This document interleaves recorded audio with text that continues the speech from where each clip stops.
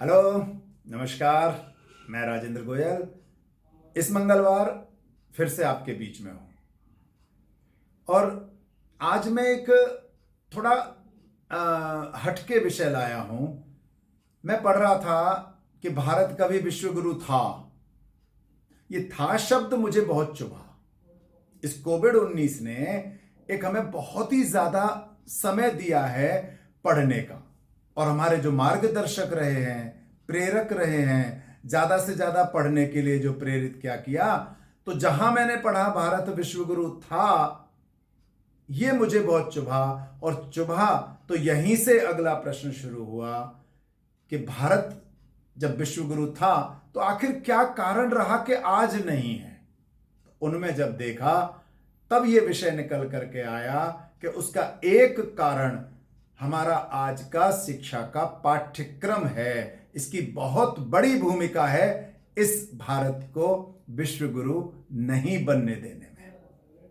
आजादी से अब तक हमारे देश ने बहुत तरक्की की और शिक्षा के क्षेत्र में तो सबसे अधिक प्रयोग किए। बहुत सारी योजनाएं बनी, आयोग बने, इतने अच्छे अच्छे आयोगों के सुझाव थे, लेकिन उन्हें क्रियान्वयन कौन करे? उसके लिए तो मनःस्थिति ठीक नहीं थी। हमारा तो उद्देश्य पश्चिम का अंधानुकरण करना था, और उसका परिणाम प्राइमरी बुक में आपने देखा होगा। जेंटलमैन यानी कोट पैंट टाई लगाया हुआ व्यक्ति, तो मेरा बापू जो खेत में काम कर रहा है या कुर्ता पाजामा पहन रहा है, वो तो जेंटलमैन ही नहीं है। यह सोच जब डेवलप हुई तो शिक्षा के क्षेत्र में हमारी गौरवमयी जो प्राचीन गुरुकुल शिक्षा प्रणाली थी, वह तो बहुत घटिया है। उसे घृणा की दृष्टि से विदेशियों ने ही नहीं, हमारे अपने लोगों ने भी देखा और विदेश की उस प्रणाली को यहां पर महत्व दिया। इसके कारण से शिक्षा का ह्रास लगातार होता गया। आज तक भी बड़ा आश्चर्य होता है कि कोई भी शिक्षाविद इस विषय पर मन से कोशिश नहीं कर सका, जबकि आयोगों ने बहुत अच्छे अच्छे जवाब दिए।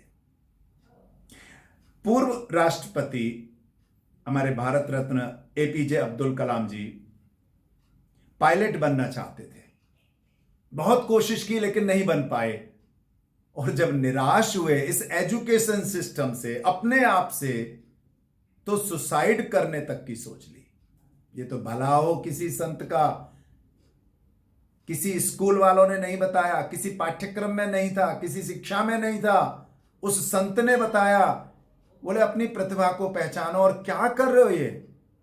तुम पायलट बनने के लिए पैदा ही नहीं हुए हो, तुम्हें तो कुछ और करना है, इस देश के लिए शायद कुछ और लिखा है। यहां से उन्हें प्रेरणा मिली और वापस आए, और हम सबको पता है कि जो उनकी पोजीशन थी। और आप आइंस्टाइन और हमारे रामानुजन, जिन्हें गणित के अलावा कुछ नहीं समझ में आता था, थॉमस एडिसन हो, या कितने सारे सामाजिक लोग हैं जिन्हें स्कूल से इसलिए निकाल दिया क्योंकि स्कूल वाले उनकी प्रतिभा को नहीं पहचान पाए, और सिर्फ नंबर नहीं लाया बच्चा तो स्कूल से बाहर कर दिया। बाहर आकर के जब उनकी प्रतिभाओं को खाद पानी बीज मिला, उपयुक्त माहौल मिला, समाज में प्रतिष्ठित स्थान पर आज वो हमारे मध्य हैं। ऐसे बहुत अनेक अनेक उदाहरण हैं। विद्यालय से बाहर जाने के बाद उनकी प्रतिभा का प्रदर्शन तो हुआ, पहले क्यों नहीं हो पाया? उनकी प्रतिभाओं का प्रकटीकरण करने वाला वो पाठ्यक्रम चाहिए था। हमारे जितने भी इंस्टीट्यूट्स हैं जो टेक्निकल जो भी शिक्षा देते हैं, वो कोई नया आइडिया आया क्या, कोई नया क्रिएट किया क्या, इस पर कभी चर्चा करते नहीं मिलेंगे आपको। चर्चा क्या करेंगे कि जी हमारे यहां प्लेसमेंट देखो इतना हुआ है, हमारा इंस्टीट्यूट इतना अच्छा है क्योंकि वहां प्लेसमेंट परसेंटेज इतनी है। काहे की प्लेसमेंट।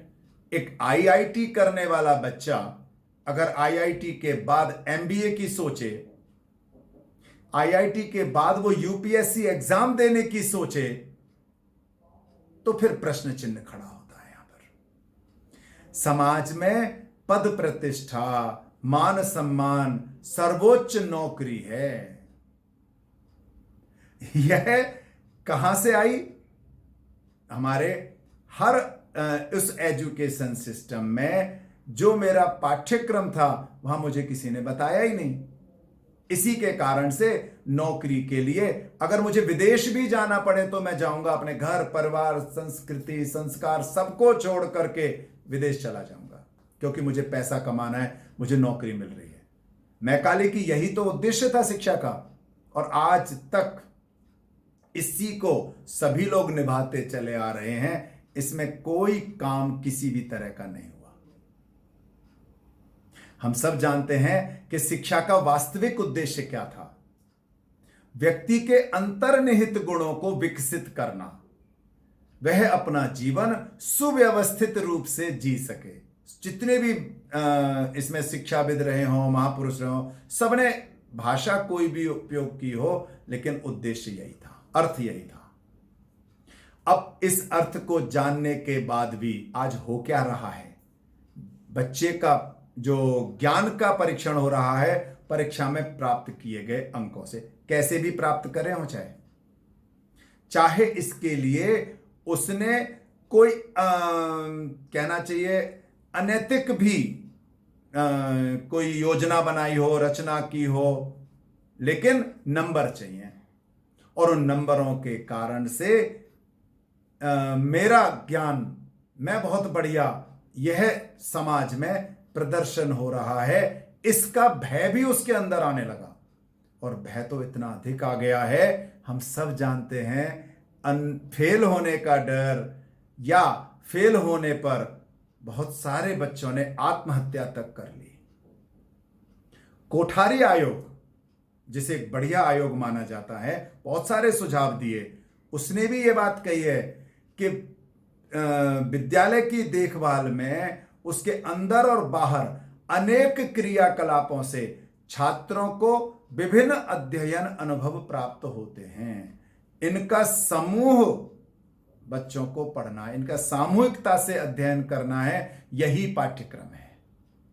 और एनसीएफ जब 2005 में, तो शिक्षा के मामले में बहुत ही स्पष्ट लिखा हुआ है कि केवल पढ़ने का ना होकर, शिक्षा का अर्थ केवल पढ़ने का नहीं हो, बच्चों के अनुभव और उसकी समझ को विकसित करे, वह अपने ज्ञान का निर्माण भी स्वयं करे।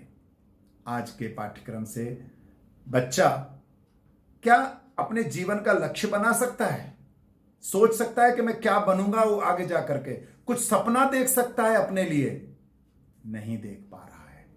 शिक्षा का मतलब वास्तव में उसके अंदर की अपनी यूनिक प्रतिभा, और जो हर बच्चे में अलग अलग होती है, किसी में भी एक जैसी नहीं होती, उसका विकसित करना, उसको निकालना, उसको जानना, बच्चा उसको पहचाने और उसका उपयोग अपने जीवन में लेकर के और देश हित, समाज हित और परिवार के हित में कर सके। यही तो शिक्षा है। हमारी संस्कृति में अयम निज परो वेति गणना लघु चेतसाम, यह मेरा है, यह तेरा है, यह उसका है, ऐसी संकुचित सोच नहीं है। हमारे यहां पर कहा गया है उदार चरिता नाम तु वसुधैव कुटुंबकम। अरे हम तो उदार चरित वाले हैं। हमारी संस्कृति में तो ये सारा संसार एक परिवार है, हम इसके विश्व की कल्याण की बात करते हैं। और हमारी ये सोच, हमारी ये संस्कृति, इस व्यवस्था को कोई तोड़ नहीं पाया। बहुत सारे आक्रमणकारी आए, कितने आतताई राजाओं ने राज्य किया, लेकिन हमारी ये संस्कृति लगातार बनी रही। और इसी संस्कृति से आज हमारा परिवार जी रहा है, इसी से हमारा समाज जी रहा है। कोविड-19 की महामारी से पूरा विश्व लड़ रहा है। तथाकथित जो विकसित देश थे, वो हमारे देश की संस्कृति का मजाक उड़ाया करते थे। आज सभी हाथ जोड़ने पर आ गए, चाहे WHO हो या बड़े बड़े अपने आप में धुरंधर देश, सब कहने लगे हैं कि भारत की संस्कृति जैसी कोई संस्कृति ही नहीं है। शिक्षा के इन उद्देश्यों को प्राप्त करने के लिए पाठ्यक्रम में सुधार पर हर हालत में ध्यान देना होगा। हमारे पाठ्यक्रम में भारतीय जीवन दर्शन, भारतीय शिक्षण पद्धति, भारतीय जीवन मूल्य, इनका समावेश करना होगा। वर्तमान समय में देश की आवश्यकता को ध्यान में रखकर पाठ्यक्रम निर्धारित किया जाए। हमारे देश को आवश्यकता क्या है, किस तरह के कोर्स की जरूरत है, ये देखा जाए, ना कि वो परंपरागत पढ़ाई जो चल रही है वही चले।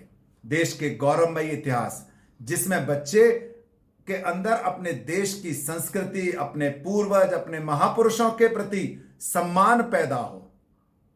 पाठ्यक्रम निर्धारण में भी जो राष्ट्रीय सोच वाले शिक्षक हैं, सामाजिक कार्यकर्ता हैं या मनोवैज्ञानिक हैं, इनकी सक्रिय भागीदारी हो। पाठ्यक्रम के माध्यम से नौकरी से ज्यादा बच्चा खुद की प्रतिभा को पहचाने, ऐसे अवसर मिले। शिक्षा का लक्ष्य केवल नौकरी करना नहीं हो, केवल पेट भरना नहीं हो। विद्यार्थी अपने अंदर की प्रतिभा को पहचान कर उसे विकसित करे, अपने जीवन का लक्ष्य निर्धारित करे और सपना देखे कि इस देश, समाज और परिवार के उत्थान में मेरा योगदान कैसे होगा। और जब यह सोच विकसित करने वाला पाठ्यक्रम होगा, तभी तो मेरा देश परम वैभव पर पहुंचेगा और पुनः विश्व गुरु बनेगा। धन्यवाद।